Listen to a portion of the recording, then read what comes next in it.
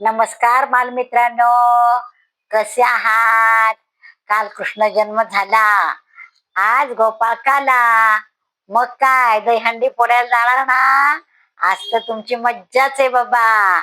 आज आपला शनिवार, गोष्टीचा वार. आज आपल्या गोष्टीचं नाव आहे कृष्ण आणि गोवर्धन. गोवर्धन काय आहे? पर्वत आहे बर का मुलांनो. कृष्ण ना लहान असताना वृंदावनामध्ये राहत होता बर का. आणि त्या वृंदावनामध्ये सगळे गोप गोपिका आणि कृष्ण तिकडे गायी चरायला घेऊन जात होते बर का. आणि त्यावेळेला तिथे की नाही एक गोवर्धन पर्वत होता. त्या गोवर्धन पर्वतावर इतकी सुंदर हिरवीगार झाडी आणि इतकं सुंदर वातावरण, सगळीकडे हिरवगार आणि गायी वगैरे चरतात. खूप छान असायचं बरं का ते वातावरण. आणि मग एक दिवस काय होतं, सगळे लोक की नाही पूजा पाठ करायला बसतात, असं यज्ञ करायला घेतात. आणि तिथे नंद महाराज असं की नाही ते त्या गावचे मोठे अधिकारी असतात. आणि मग त्यांच्या नेतृत्वाखाली तो होम होत असतं बर का.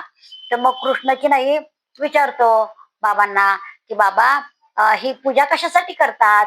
तर मग ते म्हणतात की आपल्या गावात पाऊस पडायला पाहिजे की नाही, मग इंद्रदेवासाठी हा यज्ञ करतोय. आणि इंद्रदेवाला जर आपण प्रसन्न केलं तर छान पाऊस पडेल. तर मग इंद्रदेवाला कशासाठी प्रसन्न करून घ्यायला पाहिजे?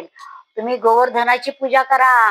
त्या गोवर्धन पर्वतामुळेच आपल्याकडे पाऊस पडतो, कारण त्याच्यावर मोठी मोठी हिरवीगार झाडं आहेत. आणि तो डोंगर पण उंच आहे.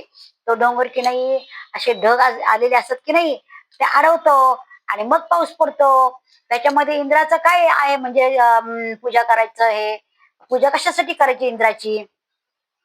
तर ते म्हणतात की मग इंद्रदेवच प्रसन्न होतो ना. तसं काही नाही म्हणे, तुम्ही गोवर्धनाची पूजा करा. गोवर्धन पर्वतामुळेच आपल्याला पाऊस पडतोय आपल्याकडे. मग कृष्णाचं ऐकतात सगळेजण आणि गोवर्धनाची पूजा करतात. आणि मग इंद्राला खूप राग येतो बर का. मग इंद्र म्हणतो असं काय, माझी पूजा थांबवली काय? लोक माझा वावा करतात, ते ह्या कृष्णाला बघत नाही. कोण कुठलं छोटं पोरग आणि त्याचं ऐकतात काय हे लोक? मग थांब जरा, ह्यांच्याकडे बघतोच. म्हणून की नाही खूप पाऊस पडतो बरं का. इंद्र इतका पाऊस पडतो की नदी नाल्यांना पूर येतो. आणि सगळे घर वगैरे असे वाहून जायला लागतात. मग सगळी लोक की नाही येतात बर का नंदकडे, नंद महाराजांकडे. आणि म्हणतात तुमच्या कृष्णाचं ऐकून की नाही आम्ही पूजा केली गोवर्धनाची, पण केवढी आपत्ती आली बघितली का? इंद्राचीच म्हणे आपण पूजा केली पाहिजे. तर ते म्हणे नाही नाही, थांबा जरा, कृष्णाला बोलून विचारूया. मग कृष्णाला बोलवतात. अरे गोवर्धनाची पूजा केल्यामुळं बघ केवढी आपत्ती आली. तर मग आता काय करायचं?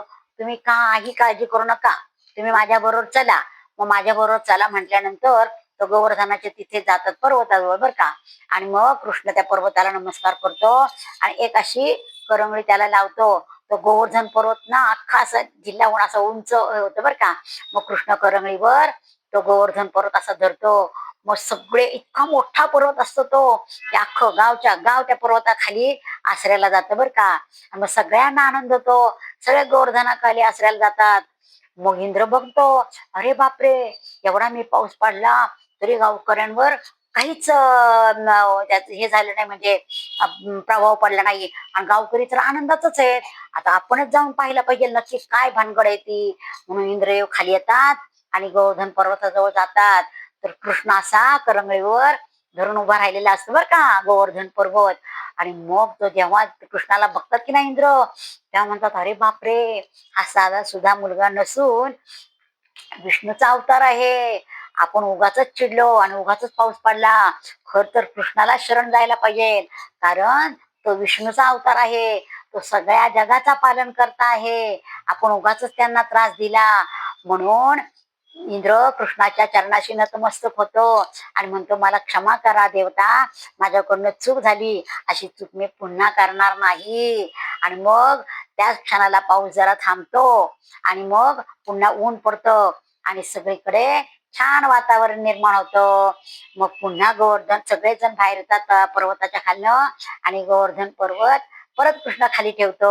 आणि मग सगळ्यांना आनंद होतो आणि सगळे मग कृष्णाचा जय जयकार करतात. आवडली का गोष्ट? म्हणून आपल्याकडनं लोकांना देत राहावं. आपण या गोष्टीतनं काय शिकलो?